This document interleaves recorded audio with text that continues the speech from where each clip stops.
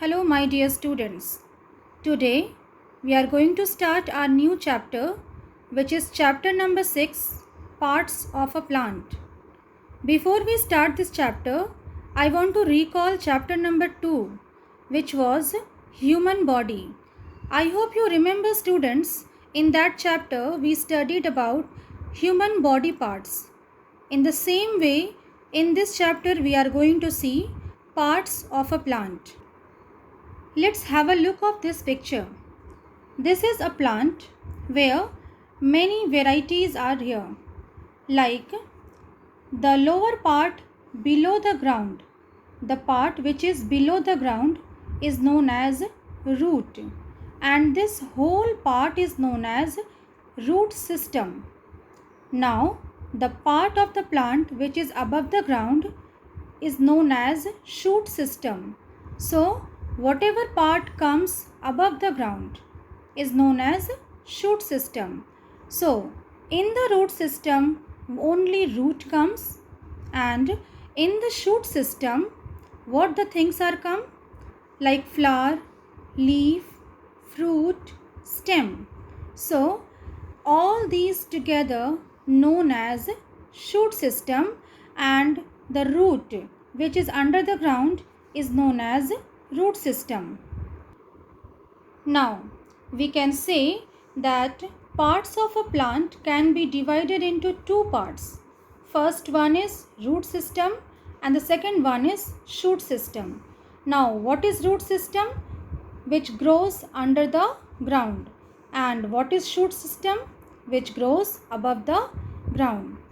Now, the root system consists of only root, and shoot system consists of stem, leaf, flower, fruit and seed, as just now we saw in the picture. Now we are going to talk about here root. Roots are of two types. First one is fibrous root, second one is taproot. This part is not given in your chapter, but you must know that how many types of roots are there. So roots are of two types, fibrous root and taproot.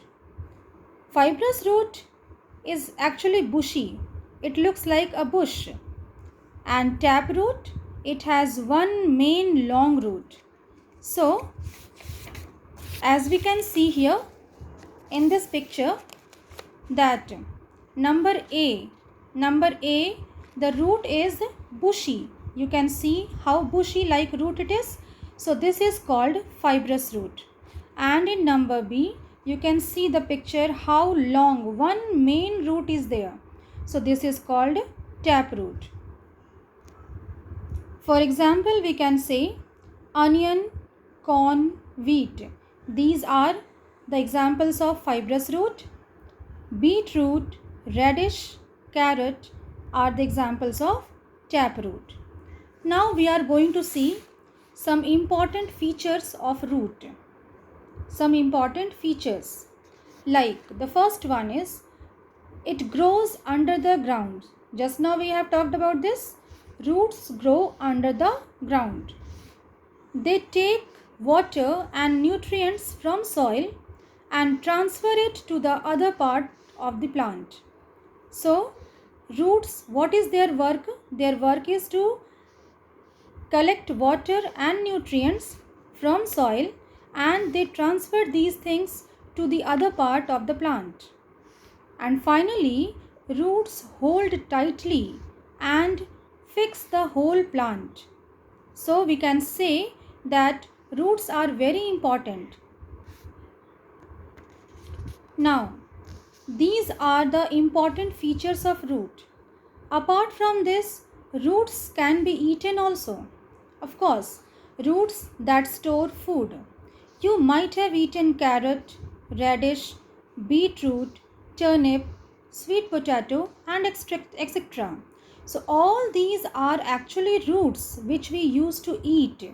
So we can say roots can be eaten also. So roots that store food are these ones. So roots are very important for a plant. It grows under the ground. It carries nutrients and water and transfer to the other plant of the part of the plant, and of course finally it holds tightly and fixes the plant on the ground. So my dear students, this was about root. Just now we studied the root system, about the root.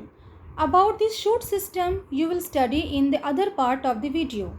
Thank you.